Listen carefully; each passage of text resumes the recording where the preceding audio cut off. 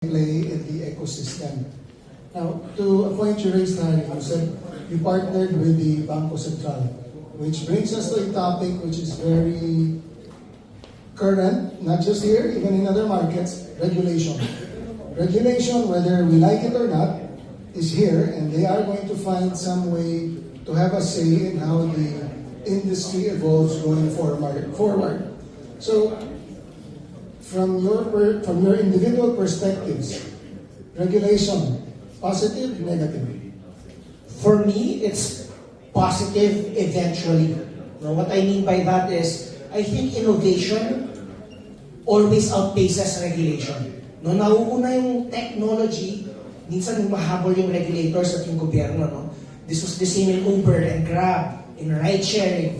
There was a time the government wanted to ban ride sharing because they have a franchise model. We should own all the taxi medallions. But users benefited already. There was already a huge user base of ride sharing. I think in every space, this happens time and time again. Innovation is just so fast. Nauhuli ang batas. No? It's a reality.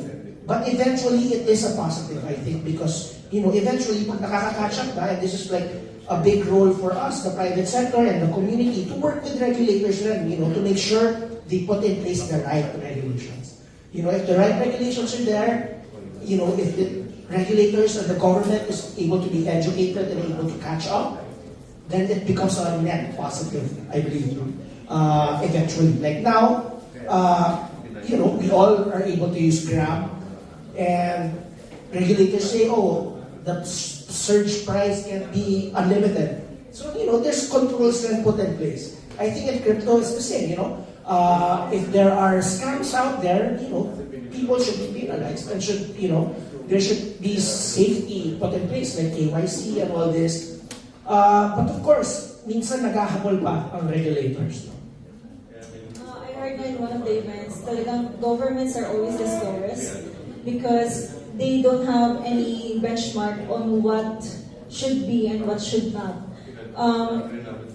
Even if in other neighboring countries they're already highly regulated, it's super different in local aspect, right? And I actually agree to everything he said. And that's also why I think to add lang is to be involved, because all those things that you mentioned, like Grab, and other thing na eventually nag-follow yung government is because a lot of people got involved. And also the government will never act unless they will feel that there are people supporting this innovation, right? And I mean, just seeing this event, right? These are the things that I think government already knows, right? Otherwise, they will not care about the tech, blockchain exchanges. They won't care about that.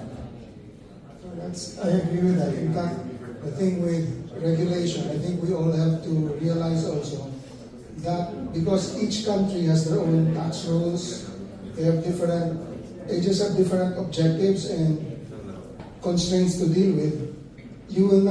It is highly unlikely that you will see some form of regulation which is a one-size-fits-all.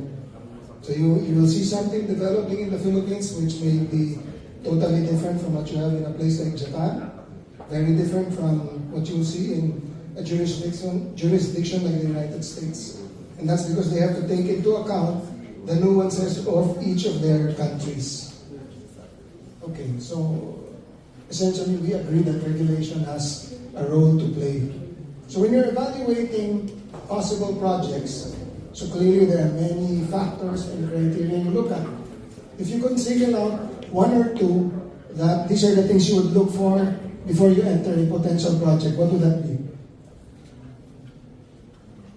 Personal or with PDAX? So with PDAX as an exchange, when looking into, for example, tokens that we will list, like Polkadot, for example, we look at a variety of reasons. One would be technical, of course, can we technically support them? Number two is legal and regulatory. Is it considered a security? Is it gonna break any rules? For example, privacy coins. are not allowed in any exchange, diba? Locally at least. So there are those considerations. And then lastly, is it relevant to Filipinos? For example, Axie Infinity was so relevant to Filipinos, we listed it on TLAX, diba? Because, play to earn was big, there was a lot of Filipinos who wanted to off-ramp and on-ramp. We wanted to support Filipinos. So I guess, yun yung tatlong consideration natin pag titingnan ng project na ililist namin on the technical, on a technical code dev level, how do we support it? And then there's regulatory, we even come up with our own legal opinion that we submit to the Bangko Sentral. And then lastly, do they have a go-to-market here? Is it relevant to Filipinos? Yeah, that's it. Working with projects, right? For Polkadot side, I think we are more open to mostly anyone, right? Anyone who are also with the same values that we have. For protocols, kasi we are more into education, right? We want to empower builders to build whatever you want, right? Build the best idea that you have.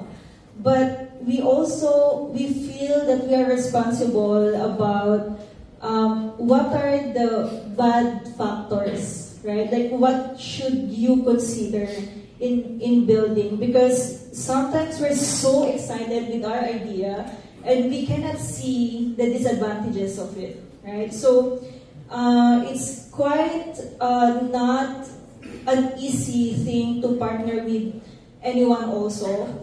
But at least working with the projects or the teams that have the same value like yours, then we are open to anyone.